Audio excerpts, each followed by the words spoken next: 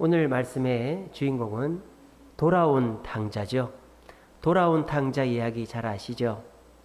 돌아온 탕자는 큰아들입니까? 둘째 아들입니까? 말을 해보세요. 둘째 아들이죠.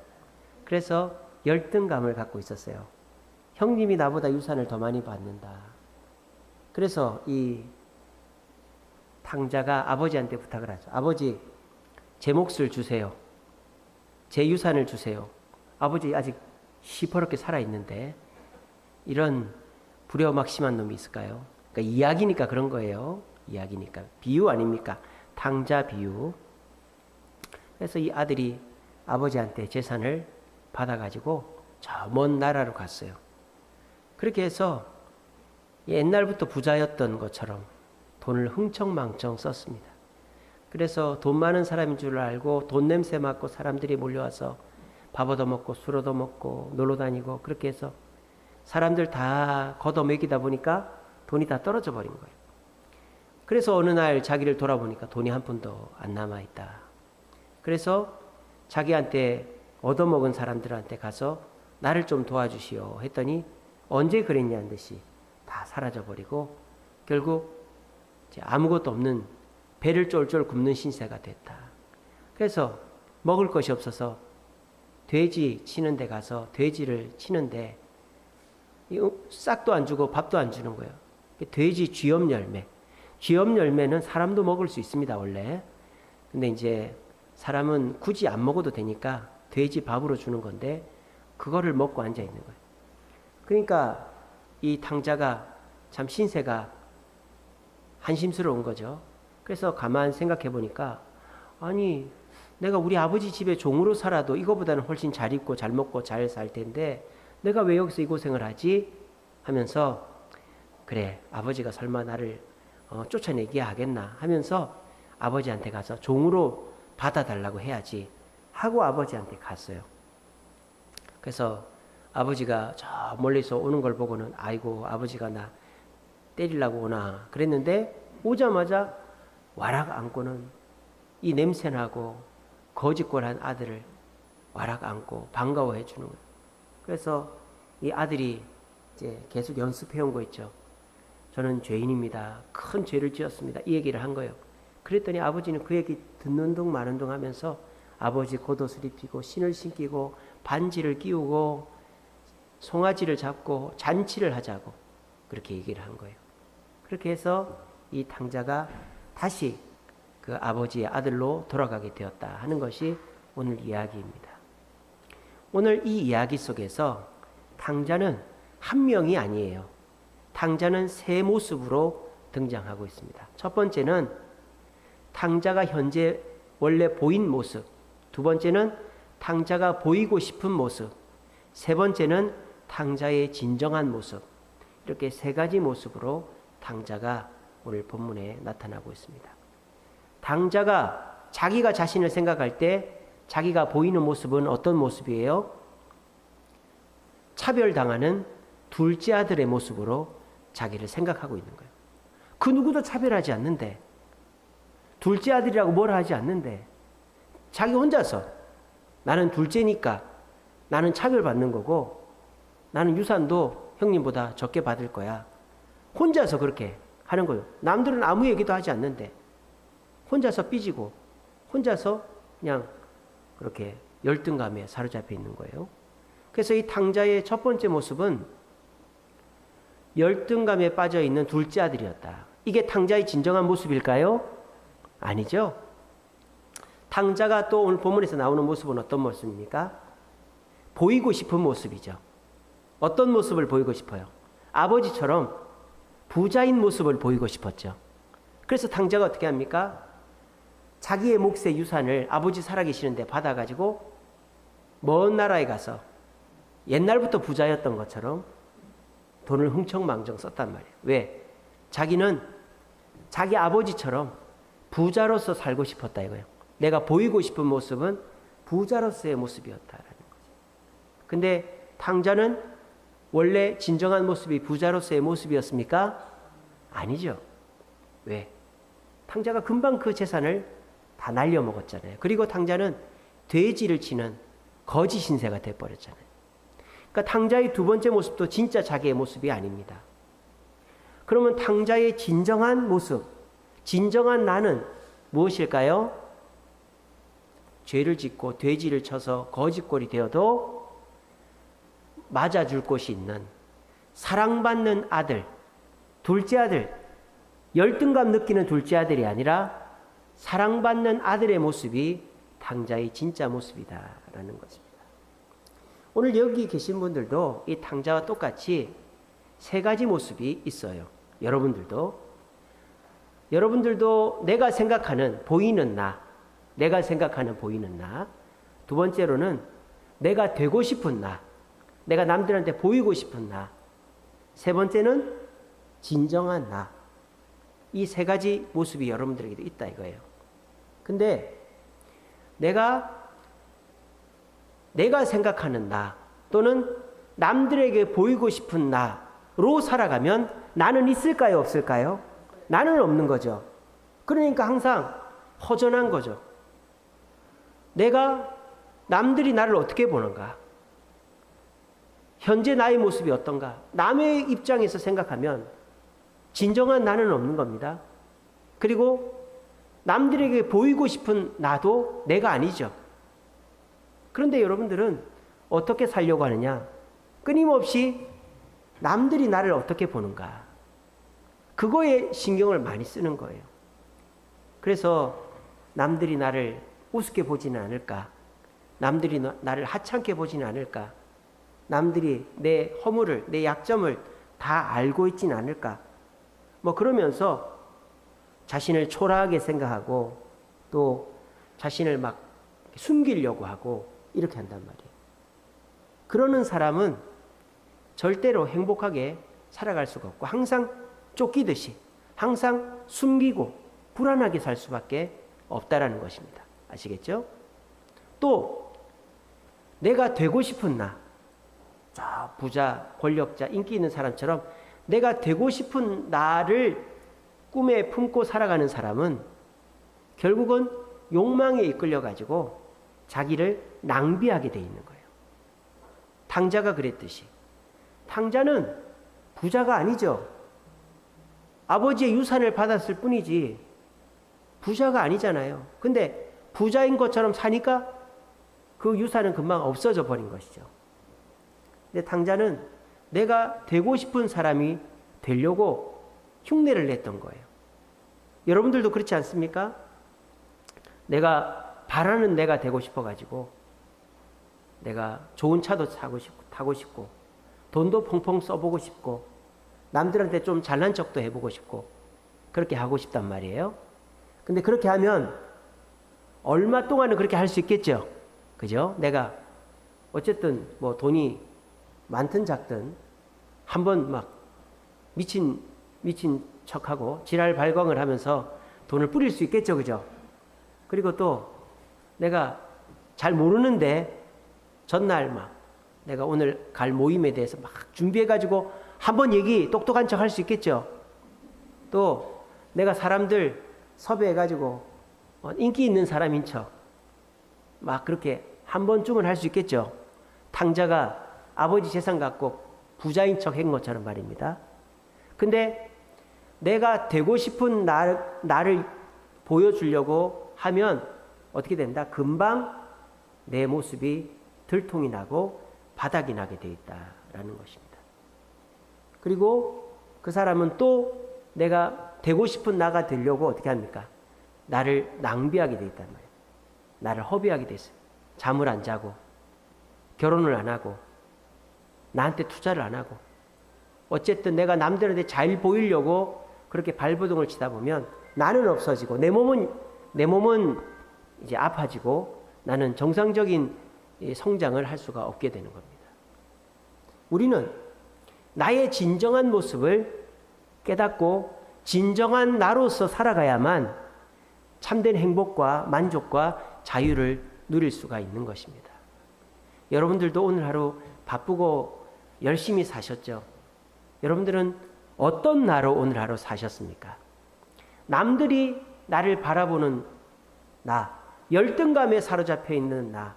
그래서 그 열등감, 그걸 숨기려고 막 남들한테 나의 모습을 안 보여주려고 막 사람들한테 그렇게 피해 다니고 나에 대해서도 얘기하지 않고 그렇게 하고 사셨습니까? 그러면 우리는 살아가는 내내 도망자처럼 그냥 죄인처럼 나를 숨기면서 살아가야 되는 겁니다. 그러면 그 사람은 삶에 진정한 자유가 없겠죠. 또 오늘 하루 여러분들이 모델로 하는, 여러분들이 꿈꾸는 그런 부자, 인기 있는 사람, 능력 있는 사람처럼 되고 싶어서 내가 그 정도 능력이 되지 않는데 내가 돈도 한번 써보고 똑똑한 척도 해보고 사람들이 나를 알아주는 그런 자리에도 가보고 이렇게 했다면 우리는 그 욕망을 계속 맞추기 위해서 내 오늘을 계속 허비하는 그런 사람이 될 수밖에 없는 것입니다. 우리가 진정한 나, 남들이 바라보는 내가 아니라 현재 나의 모습, 그리고 남들처럼 되고 싶은 나가 아니라 하나님이 만들어주신 나의 모습을 깨닫고 그렇게 살면 우리는 비교할 필요 없습니다. 열등감을 느낄 필요 없습니다. 그리고 우리는 욕망에 이끌려 살 필요가 없습니다. 우리는 나의 모습에 만족하고 자유하면서 살 수가 있는 것입니다. 그러면 진정한 나는 어떻게 해야 발견할 수 있을까요? 내가 어디서부터 나왔는지를 알면 되는 거죠.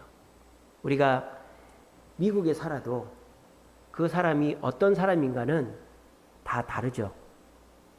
민족, 고향에 따라서 다 다른 거예요. 그죠? 그래서 제가 얼마 전에 유튜브를 보니까 유태인들이 미국에 많이 살지 않습니까?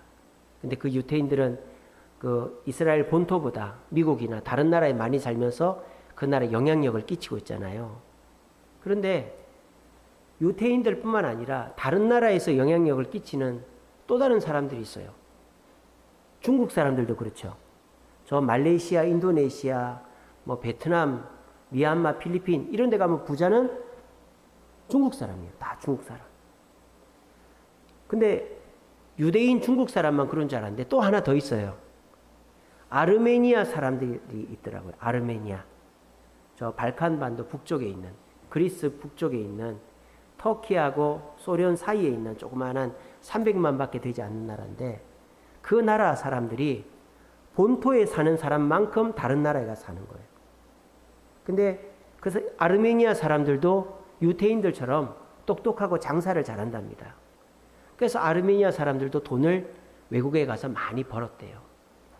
그리고 이 아르메니아 출신 사람이 뭐 레미콘이라든지 뭐 TV라든지 이런 발명들을 엄청 많이 했다고 하더라고요. 머리가 똑똑하답니다. 그러니까 그런 사람들이 그렇게 내가 다른 나라에 가서도 그렇게 똑똑하고 잘 살 수 있는 것은 내 정체성, 진정한 나를 발견하고 살고 있기 때문이죠. 근데 내가 누군지도 모르고 그냥 그 사람들한테 맞춰 살고 열등감 느끼면서 살면 나의 행복과 자유는 없다 이 말입니다. 여러분들도 오늘 지금 교회로 오셨습니다. 여러분들은 집으로 오신 거예요. 여러분들의 아파트, 단독주택 거기가 집이기도 하겠지만 우리의 영원한 집, 우리가 돌아갈 본향과 같은 모형은 바로 이 교회인 줄로 믿습니다. 여러분들은 어디서 나를 발견해야 될까요? 이 교회에서 나를 발견해야 되는 거예요. 저도 제 고향이 저 경남 이제 진해인데 지금 진해시가 없어졌죠. 창원시로 바뀌었어요. 진해구 이렇게 됐습니다. 그래서 저도 여기 살지만 여기 사는 제가 저의 진정한 모습이 아니죠. 제가 출생한 곳에 가면 또 그곳에서 나의 부모님 또 친구들 또 지인분들을 통해서 내 원래의 모습을 발견할 수 있는 거 아닙니까? 그죠? 그런 것처럼 고향이 있고 부모 형제가 있고 그 속에서 진정한 내가 발견되듯이 우리가 영적으로는 이 교회에서 주님의 말씀 속에서 진정한 나를 발견해야 됩니다. 왜? 그래야 내가 남과 비교해서 열등감을 안 느끼고 남처럼 되기 위해서 욕망의 노예가 되지가 않는 거예요. 자, 보세요. 내가 100만 원만 있으면 한 달을 살 수 있다 칩시다. 그러면 100만 원만 벌면 되겠죠. 근데 내가 1000만 원 쓰는 사람을 보면서 내가 저 1000만 원 쓰는 사람처럼 돈을 벌어야만 살겠다 착각을 하면 그 사람은 1000만 원을 벌어야 되겠죠. 그럼 그 사람은 그만큼 고달픈 거예요. 그죠? 그리고 나는 죽었다 깨어나도 이렇게 뭐 운동을 잘한다든지 내가 못하는 걸 할 수가 없는데 내가 꼭 저 사람처럼 돼야 되겠다 생각을 하면 어떻게 돼요? 내가 될 수 없는데 그 사람처럼 돼야 되겠다 생각하면 어때요? 열등감을 느낄 수밖에 없는 거예요. 그러면 나는 불행해지는 거죠. 그렇게 할 필요가 없는 거예요. 내가 누군지를 알면 어떻게 됩니까? 나는 100만 원만 벌어도 살 수 있다. 이거를 딱 생각을 하면 어떻게 돼요? 그냥 100만 원만 벌고 나머지는 편안하게 쉬면서 즐기면서 살면 되는 거예요. 또 나는 저 사람처럼 미남 미녀가 될 수도 없고 나는 저 사람처럼 저런 일을 할 수가 없다. 그걸 딱 내가 알면 어떻게 됩니까? 굳이 그런 일을 할 필요가 없고 그냥 내 모습에 만족하면서 살면 되는 거예요. 우리가 나이가 들면 주름이 생기는 것이 당연하고 나이가 들면 뭐 몸이 한 군데 두 군데 아파오는 게 당연하고 나이가 들면 배둘레임이 생기는 게 당연하죠. 그죠? 근데 내가 나이가 50이 돼도 60이 돼도 주름이 없어야 되겠고 뱃살이 없어야 되겠고 하는 사람은 인생이 고달픈 거죠. 연예인들이 그런 거 아닙니까? 연예인들이 보면 50대까지는 어찌어찌 외모를 30, 40대 모양으로 만들 수 있는데 이 60대에 들어가면은 이 배도 나오고 주름도 생기고 그러니까 그런 사람들이 외출을 안 하고 외출하려고 그러면 막 필러, 보톡스 막 잔뜩 맞고 방송에 나오고 막 얼굴이 달덩이같이 부은 사람 같아요. 그런 60 넘은 연예인들이 얼굴이 부어서 나오면 다 보톡스 받고 나온 사람들. 그리고 막 어떻게든지 막 날씬해 보이려고 막 그럴 필요가 없는 거야. 그러면 인생이 고달픈 거죠. 드시고 싶은 거 마음껏 드시고, 그렇게 사세요. 왜 그렇게 내가 나에게 맞게 살아야지 남한테 나를 맞추려고 하는가 하는 것입니다. 그리고 우리는 남한테 맞출 필요가 없어요. 뭐 남이 나한테 뭐 돈을 줍니까? 남이 나를 뭐 챙겨줍니까? 아닙니다. 여러분들 왜 남한테 맞춰 삽니까? 우리는 누구한테만 잘 보이면 됩니까? 하나님께만 잘 보이면 됩니다. 하나님이 원하시는 모습대로만 살면 하나님이 칭찬하시고 멸관 주시고 만족하는 거예요. 그러니까 그렇게 살면 되지 내가 꼭 저 사람처럼 돼야 되겠다. 그러면 당자처럼 열등감을 느끼고 내가 저렇게 돼야지 해서 욕망의 노예가 되면 그 사람의 오늘은 다 미래에다가 때려 박는 것이 되는 것입니다. 오늘 탕자가 세 번째 나, 진정한 나를 발견했듯이 오늘 설교를 들으면서 진정한 나를 오늘 이 교회에서 말씀 가운데서 발견하시기 바랍니다. 그것만 발견해도 여러분들은 열등감 느낄 필요가 없습니다. 욕망의 노예가 될 필요가 없습니다. 오히려 야 내가 참 행복한 존재였구나, 만족스러운 존재였구나 하는 걸 깨닫고 여러분들이 많이 자유하고 기쁨을 회복하고 돌아가시게 될 것입니다. 오늘 이 말씀을 통해서 진정한 나는 누구인가, 하나님께서 나를 어떤 사람으로 보고 계시는가 하는 걸 깨달으심으로 남과 같지 못해서 열등감을 느끼고 남처럼 되려고 욕망의 노예가 되는 이 현대인들처럼 살지 마시고 자유하고 기뻐하고 만족하며 살아가는 저와 여러분들 되시기를 간절히 바랍니다. 오늘 이 탕자는 차별받는 둘째 아들이 아니었죠. 또 돈을 물 쓰듯이 써도 되는 부자도 아니었어요. 그건 탕자의 모습이 아니었어요. 지가 차별받는 둘째 아들이라고 생각하니까 열등감만 느꼈고요. 그리고 돈을 물 쓰듯이 쓰는 부자처럼 살려고 하니까 금방 돈이 바닥이 나버렸단 말이에요. 그게 거지가 됐단 말이에요. 그러면 탕자의 진정한 모습은 뭐다? 사랑받는 아들이라는 거예요. 차별받는 둘째 아들이 아니라 사랑받는 아들이라는 거예요. 그래서 이 탕자가 그것을 기억했기 때문에 아버지에게로 돌아올 수가 있었다라는 것입니다. 오늘 이 자리에 계신 분들 중에 너무 착하고 너무 양심적이고 너무 올곧으신 분들은 무슨 죄를 지으면 교회부터 안 오려고 그럽니다. 내가 죄를 짓고 어떻게 교회를 가나? 내가 하나님 말씀대로 살아야 되는데 그렇게 살지 못했는데 내가 어떻게 무슨 낯으로 교회를 가나? 그런 분들이 계세요. 그런 분들은요, 굉장히 교만한 분입니다. 신앙생활을 잘못하는 분이에요. 율법적으로 하는 분입니다.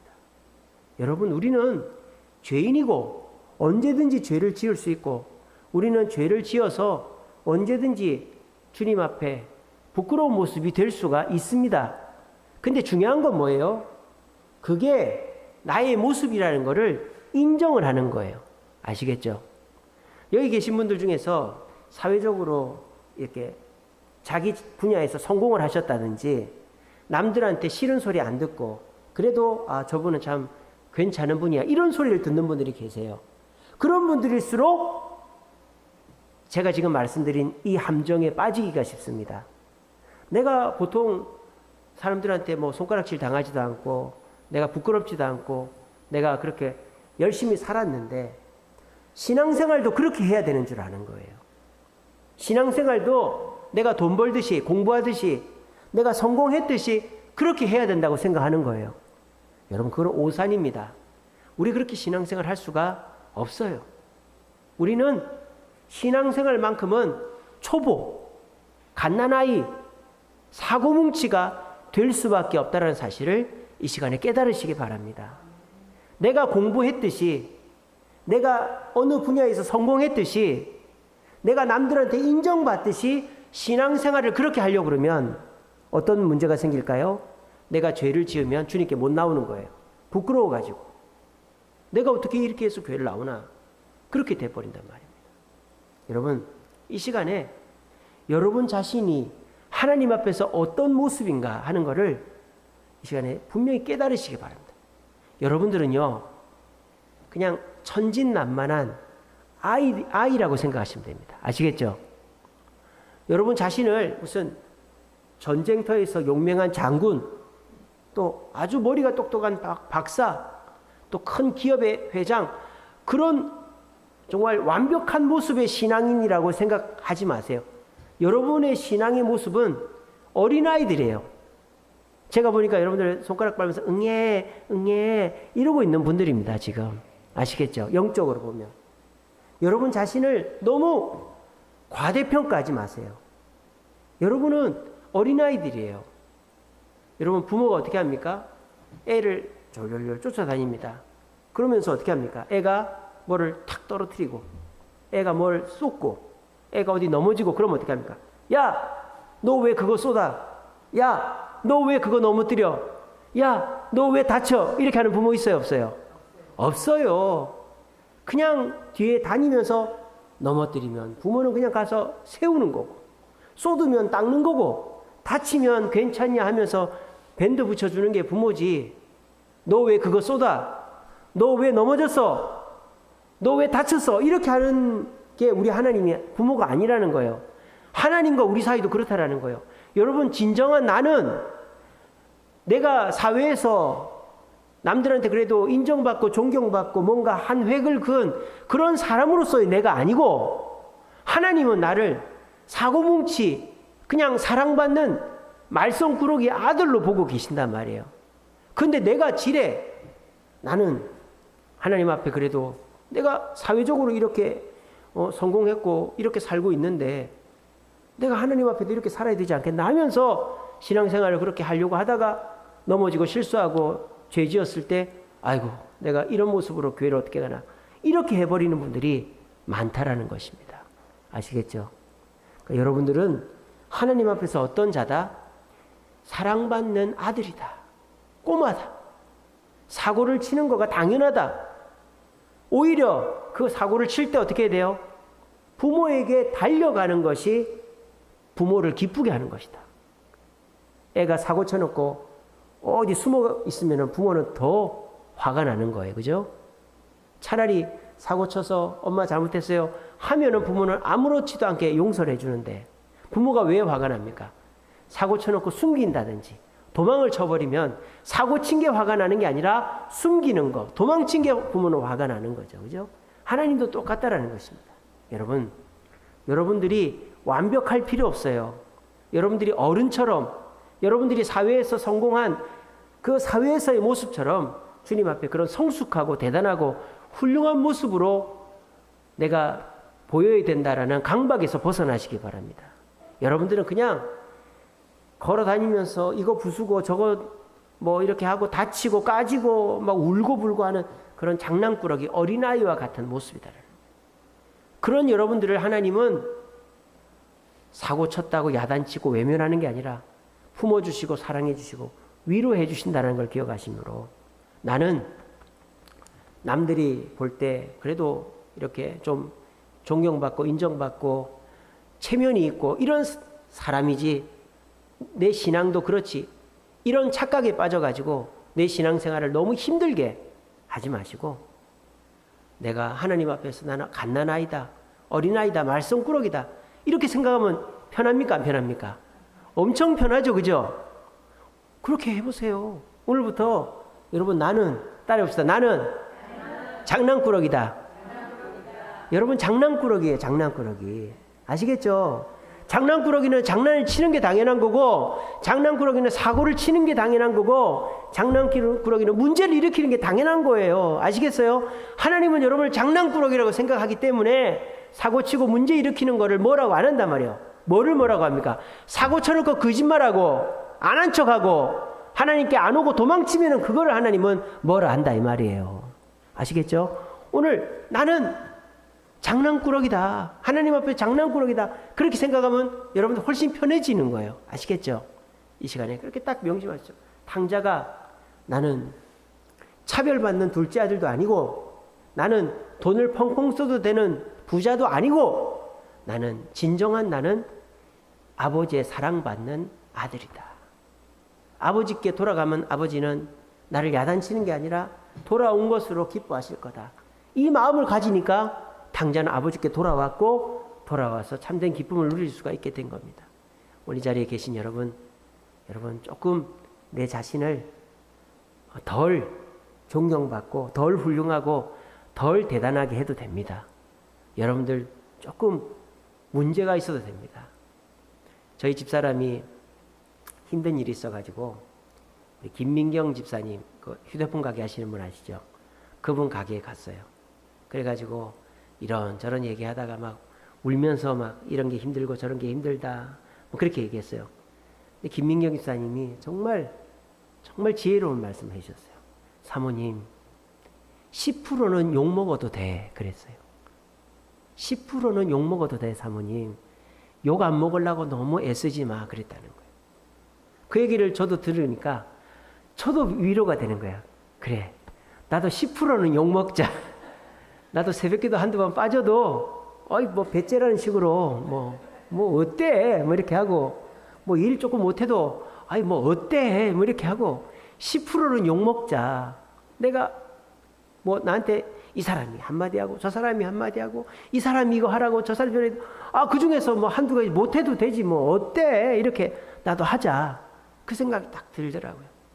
그래서 저희 집사람도 이 사람한테도 잘해야 되겠고 이 사람한테도 잘해야 되겠고 우리 큰애한테도 잘해야 되고 둘째한테 잘해야 되고 막 이렇게 딜레마가 있는데, 그래 10%는 욕을 먹자. 뭐 욕 먹으면 어때? 그 생각하니까 마음이 편해지더라는 거예요. 여러분들은 한 30% 욕 먹어도 됩니다. 예. 너무 잘하려고 애쓰지 마세요. 너무 내가 남들한테 욕 안 먹어야 된다라는 강박 느끼지 마세요. 내가 교회 장로인데 권사인데 내가 교회 다니는 거 다 아는데 남들이 나 욕하면 욕 먹어도 됩니다. 욕 먹어도 됩니다, 여러분. 그리고 그 사람이 그거 오래 기억 안 합니다. 금방 까먹습니다. 너무 나를 힘들게 하지 마세요. 너무 나를 힘들게 하지 마세요. 세상에서 내가 잘했다고 신앙생활도 그렇게 어른스럽게 해야 된다는 거 아닙니다.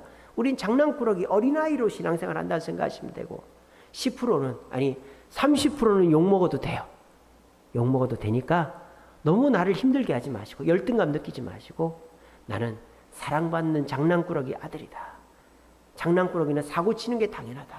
그 생각하심으로 진정한 나를 발견하시어 자유할 수 있고 행복할 수 있는 저와 여러분 되기를 간절히 바랍니다. 두 번째로 탕자의 진정한 모습은 뭡니까? 용서받을 수 있는 사람이라는 거예요. 용서받을 수 있는 사람. 탕자는 지금 아버지 앞에 그렇게 고백했다. 난 죄인이라 그러잖아요. 이제 그때서야 잘 생각을 한 거예요.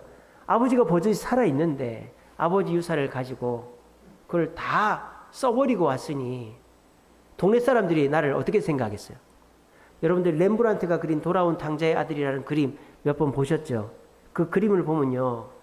이 탕자가 맨발로 아버지 품에 이렇게 안겨 있는데 아버지가 어떻게 있느냐? 뒤에 있는 사람들을 가리고 아들을 이렇게 안고 있어요. 아들이 여기 있고 사람들이 이쪽에 있어요. 근데 이쪽에 있는 사람들이 어떻게 하는 줄 아세요? 이 아들을 잡아먹을 듯이 째려보고 있는 거예요. 왜? 저 빌어먹을 놈, 저 우라질 놈, 저 싹수가 노란 놈 같으니라고. 아버지 재산 가져갈 때는 언제고? 그럼 그거 가지고 가서 부자가 돼서 와야지. 저놈의 자식 저거 다 써버리고 왔네. 그러니까 죄인도 이런 죄인이 없는 거죠. 그냥 가만히 냅뒀으면 아버지는 가만히 있어도 동네 사람들이 돌로 패대기를 쳤을 거예요.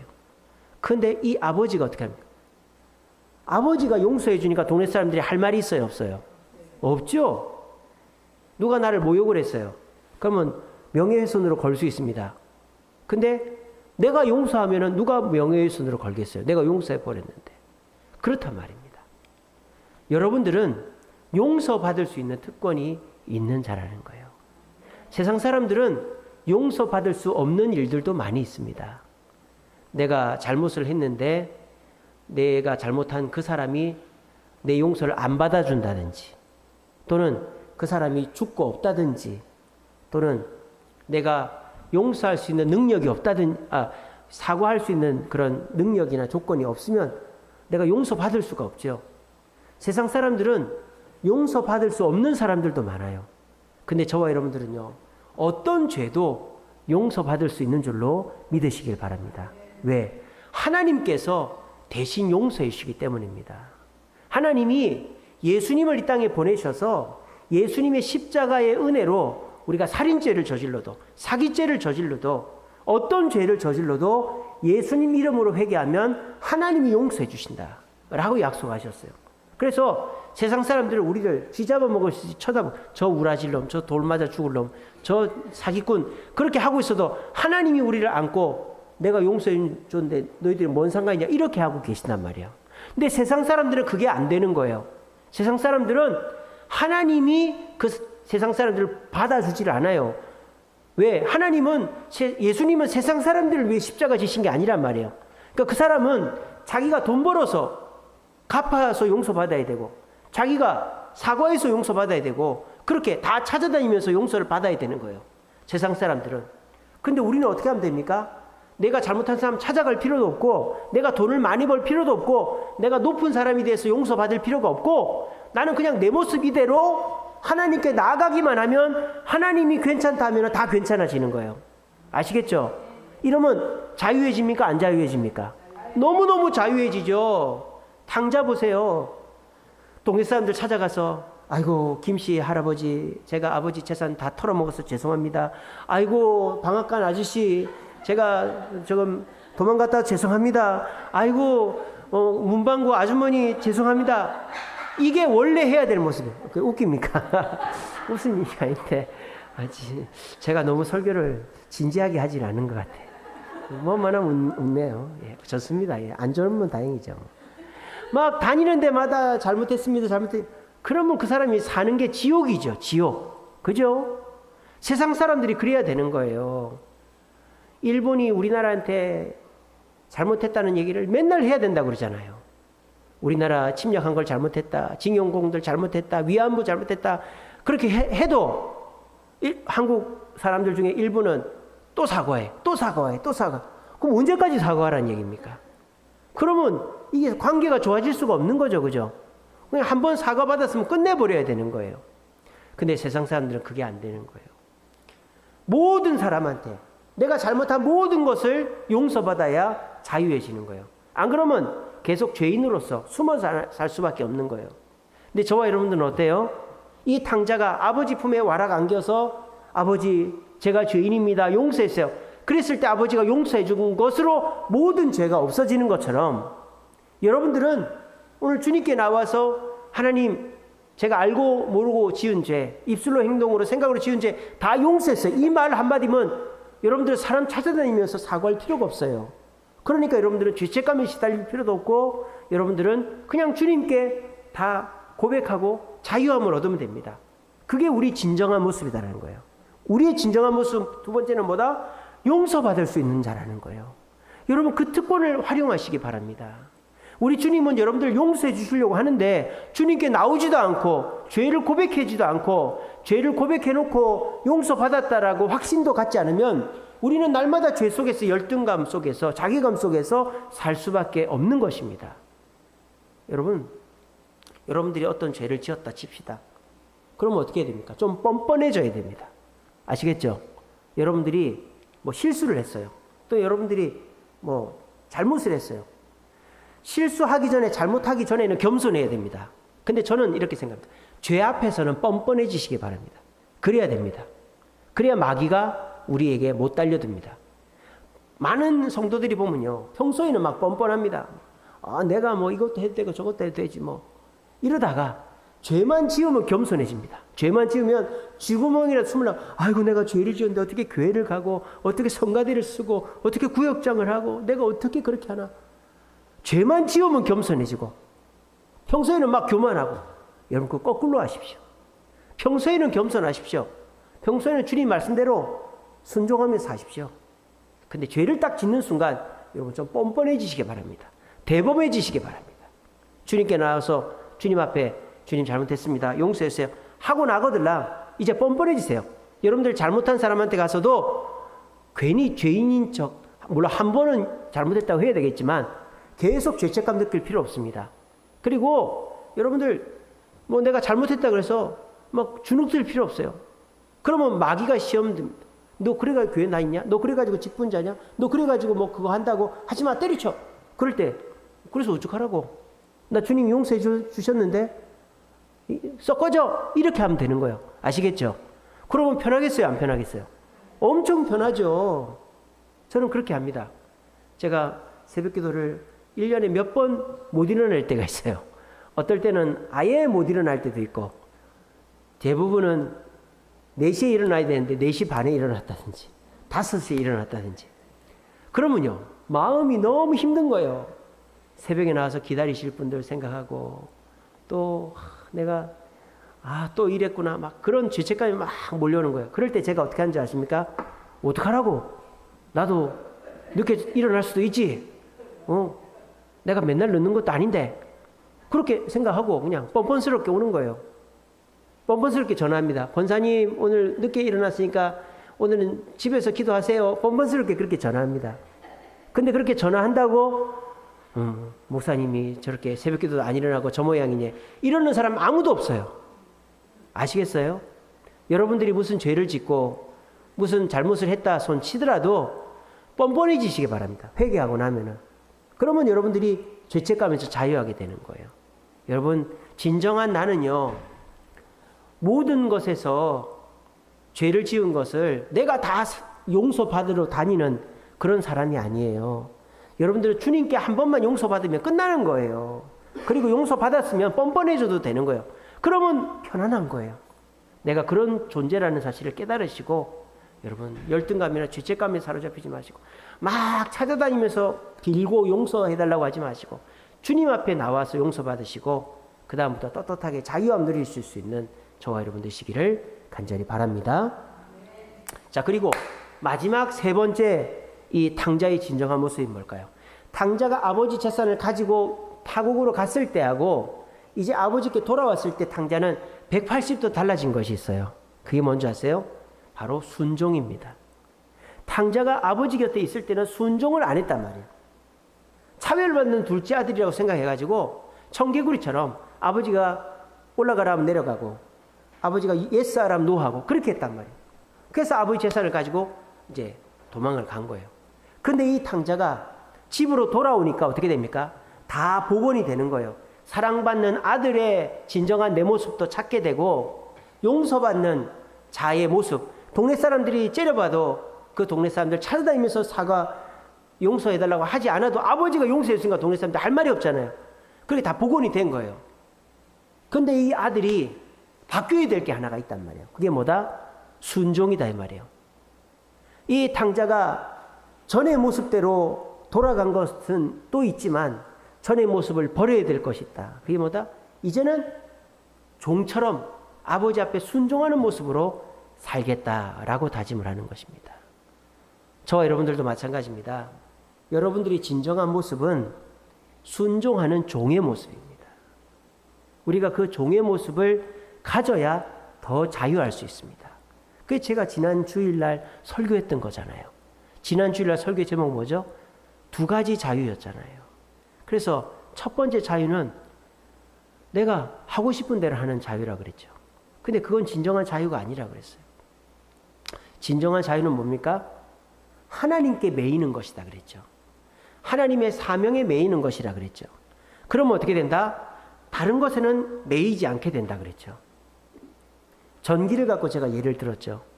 우리가 전기에 매이면 이 불에 매일 필요도 없고 이게 빛에 매일 필요도 없고 또 전기에 매이면 뭐 마이크도 틀 수 있고 휴대폰도 틀 수 있고 뭐 히터도 틀 수 있고 에어컨도 틀 수 있고 안 매일 게 많아요. 그죠? 더위에서도 추위에서도 이 소리에서도 자유할 수 있는 게 많아요.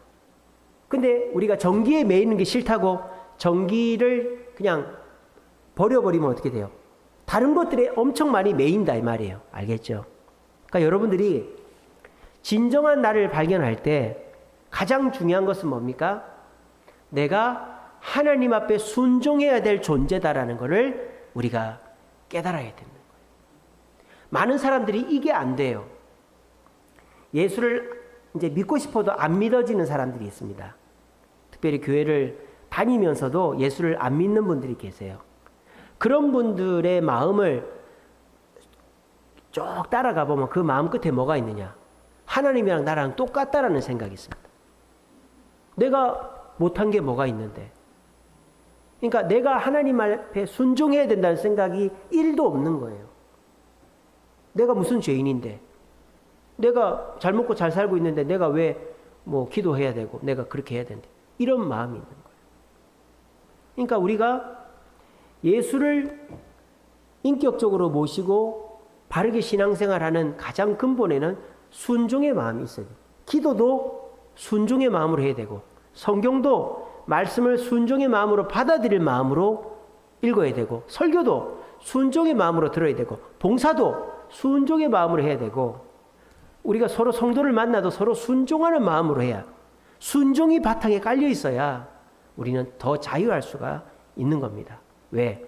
주님의 말씀 앞에 순종하면 사람이나 사탄이나 환경에서 자유하게 되기 때문입니다.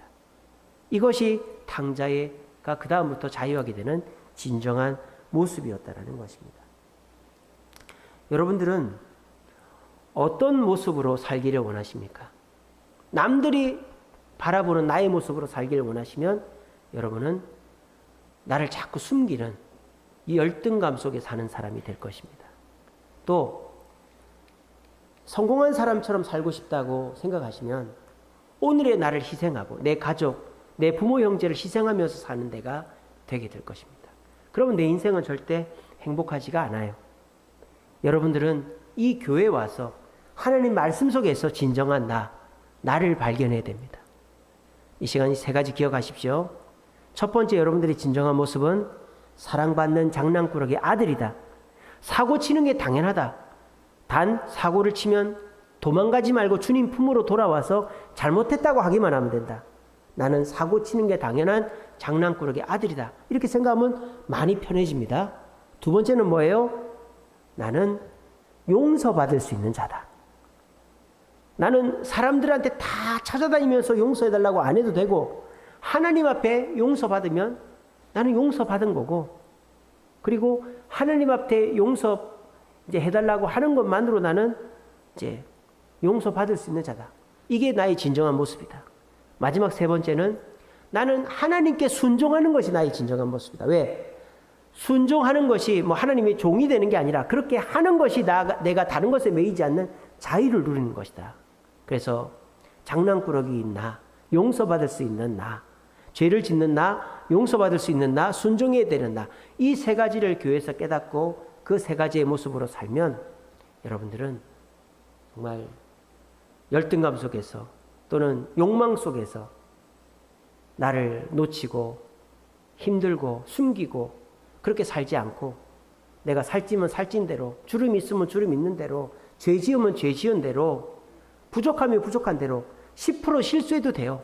30% 실수해도 제가 용서해 드릴게요. 실수해도 됩니다. 그러면 우리가 훨씬 편하게 살고 스트레스성 질환이 다 날아가게 되는 거예요. 여러분, 하나님은 여러분들을 그렇게 닥달하지 않습니다. 여러분들이 너무 잘해야 된다고 생각하지 않습니다. 하나님 여러분들이 지금 그 모습 그대로 받아들이시기를 원하십니다. 진정한 나의 모습을 발견하심으로 나를 괴롭히지 마시고 나를 자꾸 감추지 마시고 주님 앞에 드러내시고 편안하게 그렇게 주님 앞에 용서받고 순종하심으로 주님이 주시는 참된 평안과 위로 속에서 기쁘게 살아가는 신앙생활이 날마다 기쁘고 남들이 느낄 수 없는 그런 즐거움을 누리는 저와 여러분들 되시기를 간절히 바랍니다.